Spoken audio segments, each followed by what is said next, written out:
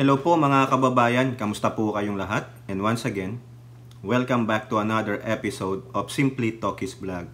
So ang pag-uusapan natin mga kababayan ay ito pong in denial. Si Duterte, yung matanda, nilaglag po si Roque, si Chong, at yung babaeng haliparot dito sa LA. Yung mga nagpalabas ng video di umano ni Pangulong Bongbong Marcos na suminghot ng white powder. O suminghot ng droga. Para hindi tayong ano dito, no? Ngayon po, nagkaroon na po ng fallout yan. Pero bago nila ipalabas, 'di ba pinakita ko sa inyo yung video ni Roque? Na sinasabi niya, totoo yan! May authentication yan! Yari ka na! Tapos sinisigaw niya dun sa mga audience nila, papayag ba kayo meron tayong bangag na Pangulo? Pangulo? Sigawan sila, hindi! Hindi! Pero sila, habang sumisigaw, di sila nagtanong. Sinabi niya may authentication. Nasaan yung authentication? Diba? Kung dala niya yung authentication para maniwala tayo na hindi peke, doon pa lang. Doon pa lang. Pwede na tayong mag-give up kay Pangulong BBM. Adik eh. Diba? Tapos sinasabi nila, ganito yan, circa ganito. Luma na pala yun. Diba? Wala. O ngayon, butata sila. Yabang-yabang nila. No? Hinahanap na kayo ngayon ng NBI, ng DOJ at DILG. No? Yung mga expert po sa NBI, DOJ, baka kasama pa ang DICT, no? Pinaninindigan nila. Hindi si Pangulong Bongbong Marcos yung lalaki dun. May mga kapwa tayo vlogger na gumamit ng mga app para i-verify yung authenticity. Diba, pinakita natin sa unang video, courtesy of Chris Ulo. Sabi nung app na gamit niya, suspicious. Sa isa kong video, gamit ko yung sarili kong phone na merong yung app na Deep Detect. Ilang frames sa video na yon. Sinabi niya, pinakamataas, isang frame, 89% fake. No? Maski na isa lang na frame, sinabi niyang peke. Paano mo paniniwalaan? Pero itong mga nandyan, nakasama nila Roque, lalo na yung mga audience nila, napawang mga kulto naman ni Digong, ay ni Kibuloy, sorry, hindi kulto. Sabi nyo na, kulto rin ni Digong. No? Sila naglokohan. Wala nga kayong 100 dun pero pinaniwalaan nyo. Tapos ang gusto nyo, maniwala kami sa inyo. Tanga na lang ang maniniwala sa inyo. No? Kasi nung sinambit pa lang ni Roque na, authentic yan! Pina-authentic namin yan! Nasaan yung forensic report? Nasaan yung papel? O na baka may puncture hole pa? Wala. Diba ang mga forensic? Diba? O pagkatapos yan, mag-report sila, may pipil up ang mga forms. Ayun, ibibigay sa prosecutor. Diba? Ayan. Ayun, may pruweba. Si Roque ano pruweba niya? Laway niya lang. Pinipilit niya tayong kumbinsihin na totoo yung video. Hindi naman tayo kasing bobo nung mga audience nila. Kaya kayo dyan, no? Pasintabi na lang. Lahat po kayo. Yung mga nanood, pumunta dyan sa kung anong meeting na yan. Dyan sa Vancouver, Canada. Dyan sa LA. Yung sa New York. Ito, magalit kayo kung magalit kayo. Kung makita nyo ako dito sa San Diego, magharap-harap tayo. Eto kayo. Namnamin nyo to. Namnamin nyo. Mga putang ina ninyo. Mga buwakang ina ninyo. Nung hindi po ako nagsisisi na murahin kayo. Kasi mga wala kayong utak. Ginagamit lang kayo ng mga taong yan para sa kanilang sariling kapakanan. Mas may nakukuha silang malaking bagay kaysa sa inyo. Kayo mga uto-uto lang kayo, mga pon kayo. Tanungin nyo, nasaan yung papel ng authentication? Pag nakuha nyo yan, i-verify nyo. Totoo ba yung ahensya na to? Tawagan nyo. Ika mamaya-maya, gawa-gawa lang nila yan eh. Ano pa ang sabi ni Glenn Chong doon sa isang nagkomento? Na hala, DOJ na mag-iimbestiga. Anong sabi ni Glenn Chong? Sige lang, hindi naman kami natatakot. O sige, hindi ka takot, hindi ka takot. Diba? Kasi iniisip mo may backer ka. Diba? O ngayon, ito ha, 2 video ito nung sikat nilang vlogger. Babanggitin ko na si Banat Bay. Itong 2 video na to, kayo na ang humusga. Kasi sabi nung professional jukebox queen liar dito, taong bayan ang huhusga. Naghusga ang taong bayan. Peke. Ang tapang ng loob nito, no?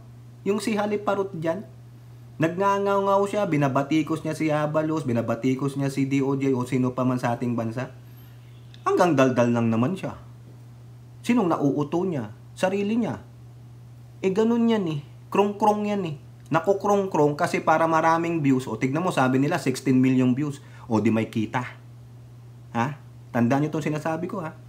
16 million views and going. Di may kita. Para may pambayad siya sa mga kaso niya. Marami pa daw pong magkakaso sa kanya ng defamation or libel. Naghamon siya, nahabulin siya sa LA. Ayun, 3 na ang kumagat sa kanya. Yun na lang huling-huli, yung kay Mike Cervera, yung nagdemanda. High profile yung abogado nung nagdemanda. High profile. Tinignan ko ang profile niyan. Ha? Puro mga celebrity ang hawak niyang kaso. At ang winning percentage niyan is 100%. Yung iba nagsisettle na lang, ayaw nang padaanin sa korte.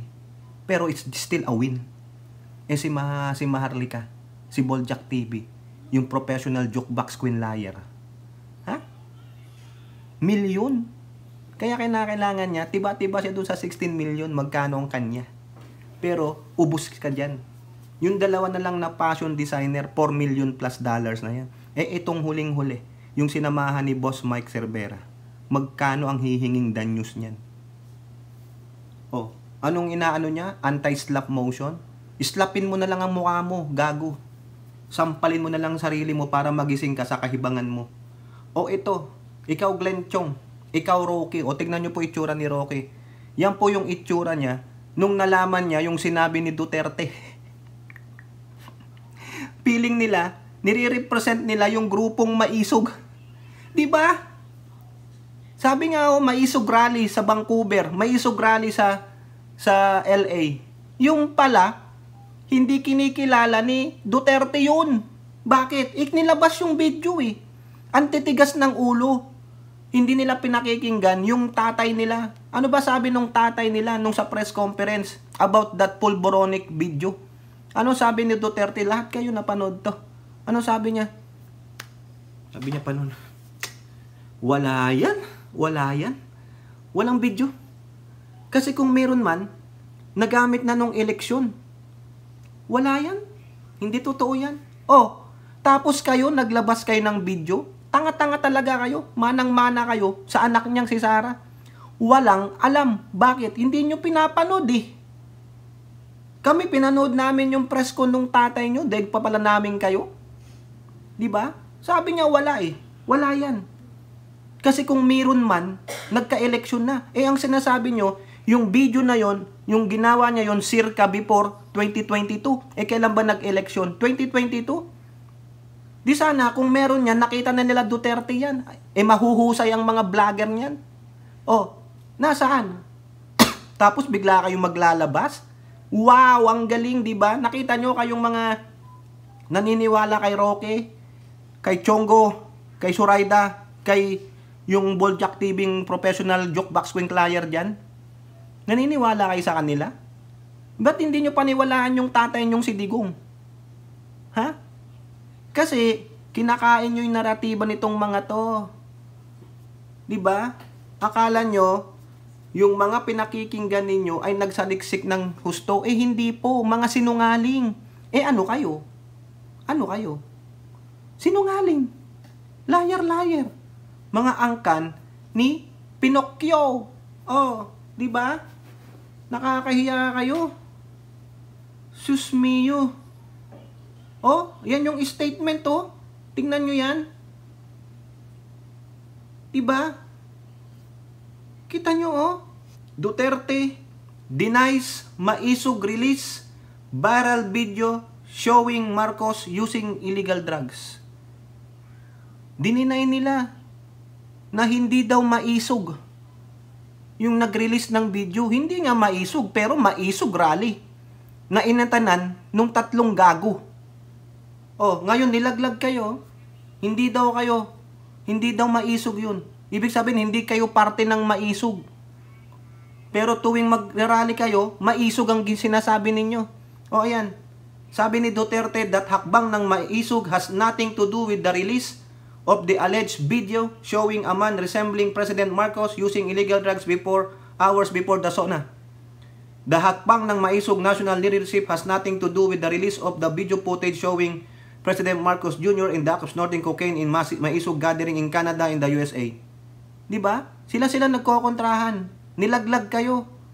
Ang sinasabi nyo, maisog gathering. Pero sinasabi ni Duterte, oy, wala kaming alam dyan ha. Hindi hakbang ng maisog yan. O sinong paniniwalaan nyo sa mga to? Pare-parehong mga sinungaling to. Nung nalaman nilang nag-imbestiga bigla ang NBI, DILG at DOJ, tablahan na. Huwag nyo kaming idamay. Wala kaming alam dyan. Pero sila Roque at Chongo at si Boljak TV ang nire-represent hakbang ng maisog. O diba? Sila nag-aaway. Tingnan nyo. Sila naggagaguhan. Kasi bakit? Iwas pusoy sila eh. Pero lahat kayo damay dyan. Kasi they are representing your organization hakbang ng maisog. Tapos nung hindi nyo nakuha yung gusto nyo, tablado. O diba Roque? Tinabla kayo. Hindi kayo kinampihan. Ha? Ito pa sabi ni Duterte, o talagang natabla kayo. Ha? Nilaglag kayo ni Duterte. Kaya tama si Duterte. Do you even know the personality of Harry Roque? Oh, di ba? Natanong siya diyan. Oh, ato sabi ni Duterte sa kanila, oh. The members of the maisog leadership were just as surprised as the rest of the country when they saw the video for the first time. Oh, di ba? Wala pa lang daw alam ang leadership ng maisog. Hoy, Roque. Hindi pala kayo leader diyan sa maisog. Nakikimaisog kayo o nilaglag kayo. Di ba? Oh, mga gunggong pala kayo eh. Nilaglag po kayo. O, saan kayo pupunta ngayon? Ha? Saan kayo pupunta? Ano na nangyari? Di ba? Grabe oh, mga kababayan. Nilaglag kayo, Roque. So, saan ka pupunta, Roque? Ha? Where you gonna go? So, paano mo kukontrahin itong sinabi ng Tatay Digong mo? Na nilaglag kayo? Ano gagawin ninyo? Di ba? Oh, saan na? Saan pupunta, Roque? Ano gagawin? O kayo po mga kababayan, anong masasabi nyo dyan? Di ba nilaglag sila? Oh, ngayon, pati yung mga nagpakalat, ha? Nagpakalat ng video na yan, yari kayo. No, lahat kayo. Sabi nga ng NBI, lahat kayo, dawit kayo dyan. O eto, mga kababayan, 2 video ito, courtesy dito kung sino naglakay nito, no? Sana hindi tayo ma-copyright, babagoy na lang natin ng boses nila, gagawin nila nating boses itik. No, salamat dito kay Lakay Regan Bulletin, ha? Ito, unahin natin tong sinabi ng kanilang magaling daw na vlogger, itong Banat Bay na ito. Oh, pakinggan nyo kung ano sasabihin niya, unang video. Ha? Oh, ito, oh. Expert people na nasasabi nila. Panoorin niyo yung ibang mga nagko-komento na expert sa video editing. Grabe. Alam mo, natatawa nga ako eh. Sabi ko, bakit ang bulag ng ilang mga kababayan natin? Ang dami na hong nagkomentong video editor na hindi sila political, hindi sila makamarcos. And yet sinasabi nilang halatang edited. Hindi po ako nagsabi niyan, ha? Magtingin po kayo sa TikTok. Buksan yung mata nyo. Tanungin nyo sa mga video editor, yun ang sinasabi nila. Sabi ko nga, kesa na mapatunayan dun sa mga taong hindi kumbinsido, lalo silang na-turn off doon sa lumabas na video. Kasi, alam mo, meron pa ako nakausap, sabi, eto Duterte supporter to. Solid Duterte supporter to. Pero, hindi siya yung vocal politically sa kanyang social media. Pero sabi niya, nung nakita niya yung video, ba't naman kayo ganyan? Bakit naman desperate, masyadong desperate move yan? Halatang halata, ganun ang sinabi.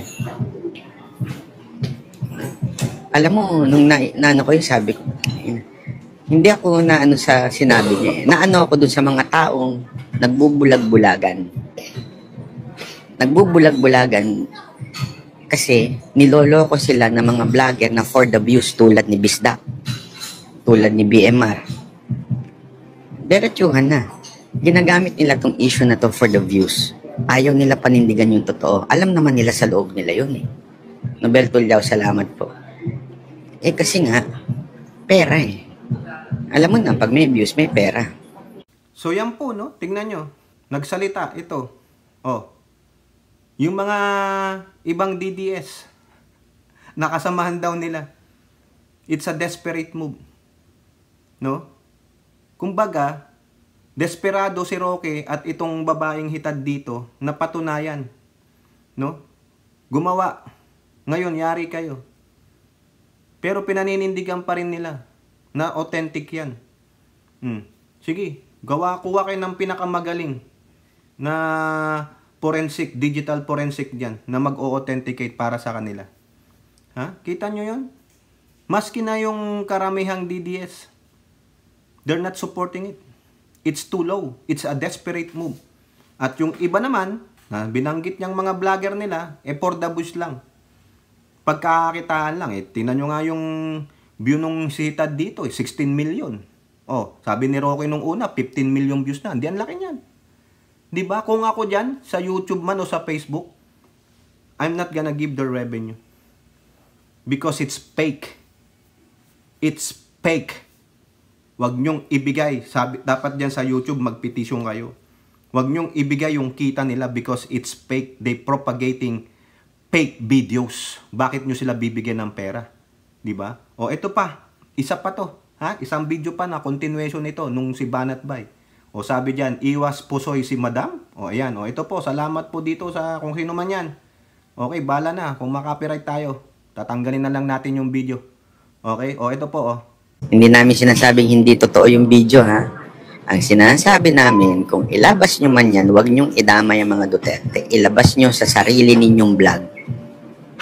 Ang problema kasi yung iba dyan nagtatago sa maisog, nagtatago sa mga Duterte. Kung talagang malakas ang loob ninyo at naniniwala kayong yung video na yan, dapat inilabas nyo sa sarili nyong vlog. Eh yung naglabas doon, yung nag-introduce ng video doon, anong ginawa niya? Hindi nga niya nilabas sa vlog niya eh. Diba? Kung sabihin, nilabas niya doon sa maisog. Doon pa lang sabit na eh. If you are convinced fully, kasi ganito lang yan eh. Libel is like this.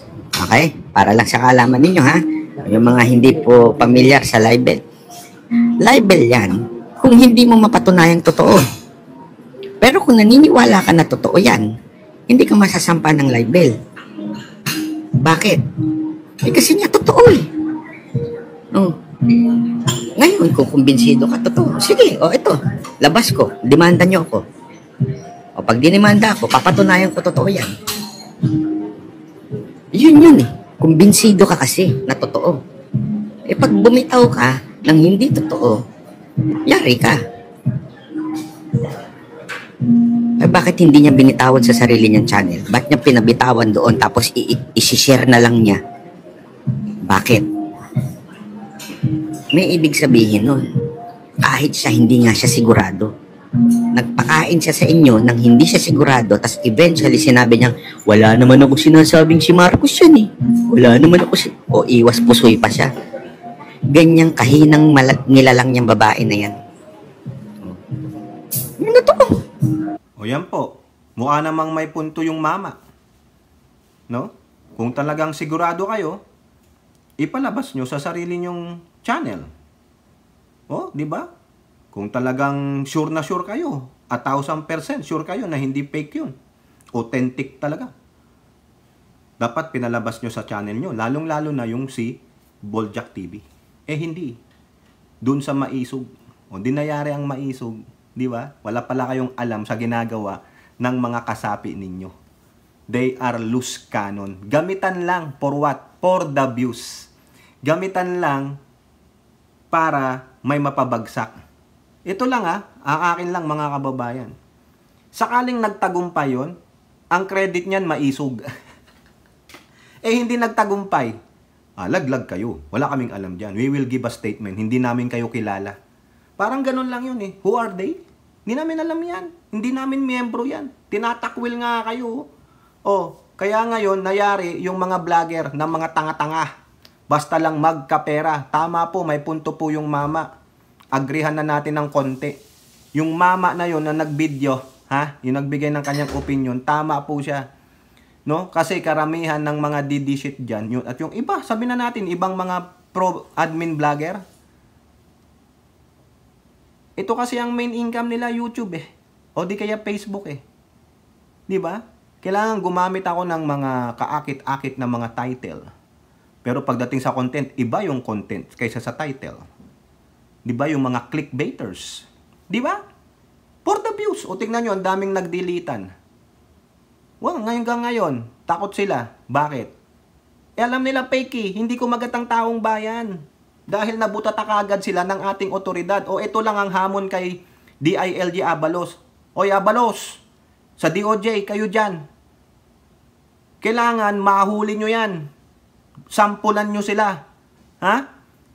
Wala pa kayong nagagawa. Si Tebes hanggang ngayon, wala pa. Nandun pa rin siya sa, sa Timor-Leste. Si Bantag, wala kayong mahuli. Tapos pinipilit nyong hanapin, hulihin si Kibuloy. Si Bantag nga, hindi nyo makita. Puro pa presko ng alam nyong dalawa Abalos at Rimulya. Ang hina naman ng intelligence pan nyo. Ang hina naman ninyong mga kapulisan. Kayo dyan? Hindi nyo matrack nasaan si Bantag? Di ba? Nasaan si Kibuloy? Wala. Ang nahuhuli nyo lang, mga petty criminals. Pero yung malalaking tao, wala na. Baka nga yung si Bantag, wala na. Dahil nakalabas na ng bansa, dahil may mga, bayarang mga immigration. May mga bayarang kaumani ng gobyerno. Ipapatay-patay kayo Ikaw, Abalos taga Manda pa man din ako. Pero walang Abalos-Abalos. Kailangan, resulta. Si Bantag nga, hindi nyo mahuli. Si Kibuloy pa, na maraming tauhan, makwarta. Ano si Bantag, nasaan? Diba? Wag na, tama na yung daldal ng daldal. Action muna. Dapat dito, dyan sa mga video na yan, presidente na talagang winawalang hiya. Mag-sample kayo. Double time or triple time, putang ina naman. Wala kayong resultang na ipapakita sa amin. Puro lang kayo kwento. Puro pa presscon, puro pa pogi. Action! MBI Director, Santiago, yan, magaling daw po yan. Hulihin mo lahat sila. Putang ina, walang resultang nangyayari sa atin, kaya tayo ginagago Diba? Abalos kami, nakatuon kami sa'yo. Pag wala pa rin yan, wala kang nagawa dyan, na matapos ang taong ito, walang makasuhan dyan, babatikusin kita. Bakit? Pagtatawanan ka ng mga DD shit. So, ibig sabihin, authentic yung video. Dahil hindi kami naparusahan. Patuloy ang paninira namin sa Pangulong Marcos at sa First Lady at kay Martin. Patuloy namin silang babaluhurain. Kaya kung meron kang balak, ambisyon sa 2025, forget about it. Pag wala kang naibigay na result, forget about it. Tangina, si Bantag lang, di nyo mahuli-huli. Hindi nyo mauwi si Tebes. Diba? Anong klaseng meron tayong hustisya? Anong klaseng merong batas tayo? Hindi nyo pala kayang i-implement, mga duwagers din kayo. Diba? Kaya dapat dito, yung mga vloggers na yan, scrutinize nyo. Yung pinakalat nila, kasuhan nyo. Dahil hindi totoo, napatunayan yung hindi totoo. Diba? Sinabi na ng NBI yan Sinabi na ng DOJ. Hindi si Pangulong Marcos yung lalaking humihitit ng white substance. Ano pang ginagawa ninyo? Ano pang ginagawa ninyo? Ba't hindi nyo kaagad mag-file kayo ng warrant of arrest doon sa lahat na nagpakalat? Diba? DILG? Diba DOJ? What are you doing? Asan yung mga prosecutor sa DOJ? Nag-hire pa kayo ng marami. Ano ginagawa ninyo? Bakit ang tagal-tagal pa? Mag-iisang linggo na yan. Diba? Kailan nagsona ang Pangulo? 22. Pagdating ng Lunes, ano na ngayon? Huwebes na, mag-Friday na. Papatay-patay ka talaga, Abalos. Papatay-patay ka, Rimulya. Asikasuhin niyo yan kasi pag hindi niyo maasikaso yan, lalagpas ang isang buwan, tatawanan kayo ng mga DD shit. Wala kayong silbi dahil hindi kayo kaagad makaagarang magbigay ng hustisya, lalong-lalo na sa Pangulo at sa First Lady at yung mga taong binabalahura kayo. Tatawanan kayo nito. Patuloy itong ngangaw-ngaw ng ngangaw-ngaw kasi wala kayong agarang aksyon. Kumbaga, hindi nyo kayang i-implement yung batas. Papatunayan lang nila na tama sila at mali kayo. Yun lang yan, Abalos at Rimulya. Kaya wag kayong tutulog-tulog sa pansitan. Wag lang yung puro papreskon, puro daldal, walang aksyon. Putang ina naman. Sayang yung binabayad sa inyo ng taong bayan. Okay? Ito po, si Robin, nag-ala diktador na po. Bakit? O di ba nakaraan lang, siya na ang bagong presidente ng PDP. O pinanumpa siya ng PDP, no, nung kanilang paksyon. Kasi may isa pang PDP laban, yung kay Coco Pimentel. O siya na ang bagong presidente. O, nung klaseng presidente meron ng PDP sa kalidad ni Robin. Kaya pala, disarray ang PDP. Wala nang matinong mailagay, eh. Di ba? O, anong sabi dito ng GMA News Online? Bakit siya naging diktador para sa akin? O, ayan, o. Robin Padilla asked Tolentino to leave PDP. O, yun. Alam na. Yung sinasabi ni Bato dati, luminaw na talaga. Na meron silang isang kagrupo na gustong tatalon na sa administrasyon. Kasama nilang re-electionist. Ha? O, ayan pala. Si Tolentino pala yun. Kasi pinaaalis na ni Robin. Umalis ka na, Brad. O, sabi niya. Senator Robin Padilla has asked Senator Francis Tolentino to resign from the PDP supposedly to prevent any conflict of interest as regards political issues. Ayun, magkaiba na daw sila. No, hindi na magkasundo ang kanilang mga political interest. Padilla made a statement after Tolentino assumed the position of Senate Majority Floor Leader. Ayun naman pala. Dahilan sa bagong mandato na iyong hinaharap sa Senado, buong pagpapakumbaba kong inumungkahi na marahil po ay mas makakabuti ang inyong pagbibitiw bilang opisyal at kasapi ng PDP laban. Akala ko ba wala na yung laban? Diba? Saganang akin po lamang, ang mungkahing ito po ay upang maiwasan din natin ang pagkukwestiyon kung magkakaroon man sa ating pagiging patas sa pagtugon sa mga isyu lalo na mga sa opisiping pampolitika. Kasi yari ka, Tolentino, wala kang loyalty kay Duterte. Di ba? O, ayun na po. Ito. Kaya, nagiging lang. Sabi niya, para maging patas na lang. Wala na. So, aside from that, mga kababayan, ito pa ang sabi ni Padilla. Padilla said Tolentino's resignation will help enhance PDP's independence. Makakatulong din ang hakbang na ito upang ating ipamalas sa ating paninindigan na tayo ay walang kinikilingan at mananatiling independyente sa ating pagtupad sa ating sinumpaang tungkulin bilang mga mambabatas. Tandaan niyo yun, walang kinikilingan. Maniwala naman kami sa inyo. Pagdating kay Quiboloy at sa Duterte, partisan. Muli po, nais kong bigyan diin na wala po akong hangad kundi ang patuloy pang suportahan ng inyong mga mabubuting gawain at misyon para sa ating inang bayan. Really? Ayan po talagang binubuli niya si Tolentino. Labas ka na, pre. Hindi na tayo magkatugma eh. Magkaiba na yung nilalakad ng politika mo sa interes ng ating partido. Okay? Ano ngayon ang sabi ni Tolentino? Siyempre, it hurts, di ba? Abante TNT. Tolentino, tinabla panawagan ni Robin na magbitiw sa PDP. Ay, nako. Abangan natin to, mga kababayan. Hindi direktang sinagot ni Senator Tolentino ang panawagan ni Senator Robin na magbitiw na bilang membro ng PDP. Ayon kay Tolentino, hindi umano ito ang tamang panahon na pag-usapan ng politika at giniit na mas makakabuting tulungan na lang ang mga nasalanta ng Bagyong Karina. Sa panahong ito, huwag muna tayong mag-usap patungkol sa politika. Mas mainam magtulungan tayo para mapadali ang rehabilitasyon ng mga kababayan nating biktima ng Bagyong Karina, lalong-lalo na yung mga nasa mga evacuation centers pa at may mga karamdaman. Marami pang nawalan ng tirahan at nasirang kabuhayan, sila munang pag-usapan at tulungan natin. Ayan. So, ang punto dito mga kababayan, no? Bakit naman kaagad-agad, Robin, na hinihiling mo magbitiw kaagad yung kapartido mo? Bakit mo pinapalayas? No? Dapat kinausap nyo muna siya maigi. Na, Brad, usap naman tayo. Ano bang ano mo? Ang talagang ano mo sa ating partido? Loyal ka pa ba sa partido? 'Di ba? Pero ang tanong, partido muna o yung mandato mo bilang senador? Kasi itong si Bato, si Aimee, yung mga pro Duterte, pagdating na sa Duterte at Kibuloy, nawawala ang pagkasenador.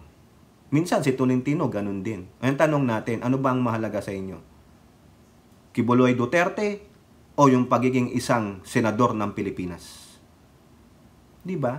O bahala sila mag-away-away diyan. Kaya nga sinabi ko, si Robin diktador dahil pinapalayas niya yung kamiyembro niya. O kayo po, ano pong inyong masasabi? Comment down below and don't forget to like and share. Hope to see you in the next videos. Bye-bye. God bless.